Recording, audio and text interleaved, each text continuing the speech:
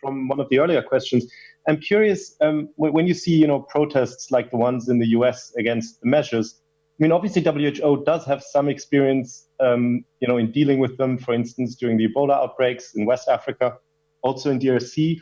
I'm wondering whether, maybe Mike, you can talk a little bit about, what you've learned from these experiences about how best to deal with this.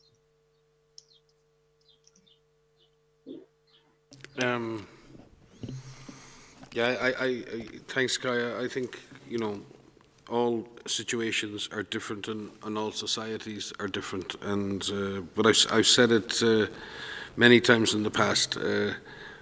One of the keys to epidemic control or emergency management in general is the level of trust between citizens and government. It's a hugely important investment in the bank of emergency response. Because when you ask people to do something on trust and to end their social life, end physical contact, return to their homes, they have to fundamentally believe that somebody has a plan. There's a reason for this, and there's a reason for doing it, and there will be an end to this. And it's the same when you ask someone in the Democratic Republic of Congo to go into an Ebola isolation facility or ask their families to self-quarantine. Very similar situation. And there can be misunderstandings in real time if communities don't understand the purpose. But also, and we've seen this in Congo, where communities can be gamed and have been, in many cases in my experience, there are what are genuine community concerns, if not properly addressed, can lead to tension and lead to misunderstanding and often to negative reactions, which are counterproductive to the control of the epidemic. But also there are many situations in which those reactions and community sentiments are gamed and directed in a way that is counterproductive. And I've certainly seen that in many epidemic events in my time as well. So it's really important that we listen to what communities are saying.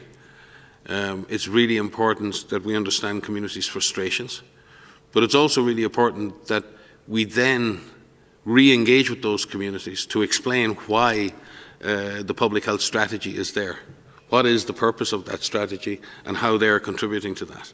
And that's a process of dialogue. And sometimes when we talk about communication, it seems that we talk about one-way communication, what we tell people. So we tell you to do something and then everyone magically goes and does it. That's not necessarily the way things work in all societies. Certainly in my experience in Africa and in Asia and in the Middle East is very much about creating a dialogue where there's a two-way communication, where communities can ask questions, communities can understand what's happening, and there's a transparency around what is happening, and that people can actually understand, and there is no confusion between the different levels of the system, and there's a consistency in that communication.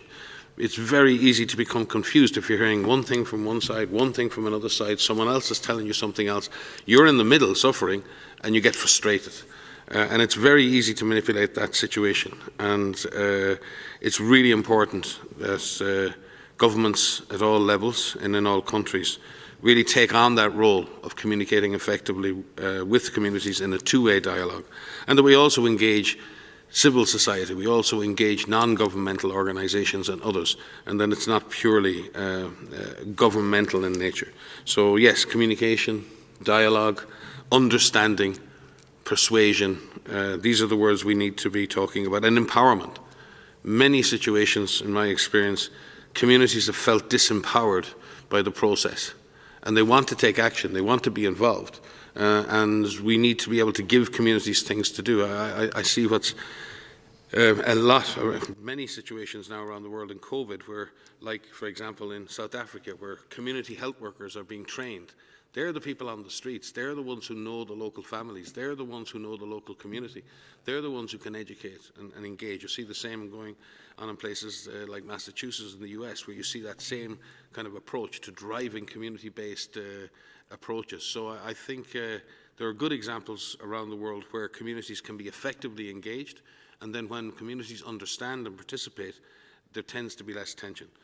That's been my experience, Kai, but it's very hard to make comparisons between countries and between communities.